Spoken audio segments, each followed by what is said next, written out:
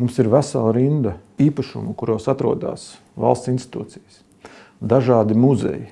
Varbūt ir iespējams izveidot šo koncepciju kā ļoti specifisko vēsturisko muzeju vietu, kur šādi muzeji koncentrējās. Valsts ir izlikusi pārdošanā tai piederošo Stūra māju, ēku, kurā padomju laikā mājoja Valsts drošības komiteja, jeb Čeka, bet vēlāk tajā atradās Latvijas valsts policijas struktūrvienības. Daudzi uzskata, ka šo īpašumu nedrīkst pārdot, jo tā ir spēlējusi būtisku lomu mūsu vēsturē un baisajos Čekas pagrabos, kur atradās cietums, vajadzētu iekārtot muzeju. Tāds gan tiešām tur ir plānots, arī ēkas pārdošanas gadījumā, taču tikai līdz 2050. gadam.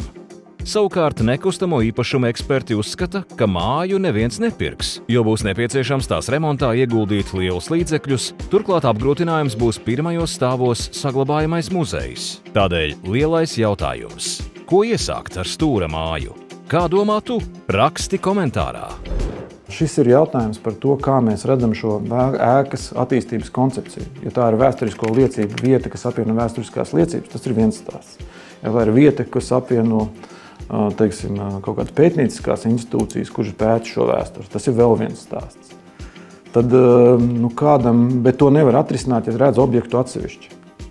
Es gribētu, lai kāds uz šo jautājumu paskatās plašāk par visu šo vēsturisko liecību izvietojumu Latvijā, vai arī šo informācijas izvietoju par šīm vēsturiskām liecībām Latvijā. Varbūt tā ir viena vieta, kur to visu var apvienot, un nav jābūt tikai par, tam nav obligāti jābūt tikai par šo, teiksim, starpkara periodu. Teorētiski, kā es jau teicu, tas var būt arī citi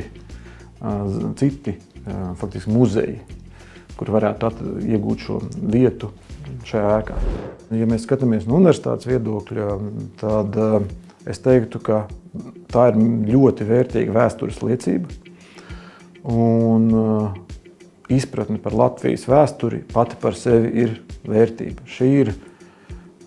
Šis laika posms, ko reprezentē šis konkrētais nams, ir tāds vizuāls atgādinājums tam, kas var notikt, ja mēs nerūpējamies par to, kā attīstās mūsu valsts un neuzskatām, ka valsts ir vērtība. Redz, ko ir rezultāts. Es domāju, ka no tādas vēstures pētniecības viedokļa šis īpašums nav pārdodams.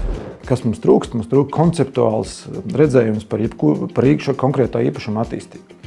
Un izskatās, ka viņa nav nevienam, ne valsts nekustiem īpašumiem, ne arī kultūras ministrijai. Jebkuram īpašumam, kuru mēs gribam saprast, ko ar viņu darīt, jāsaprot, vai mums ir ideja, ko šis īpašums pārstāv vai reprezentē.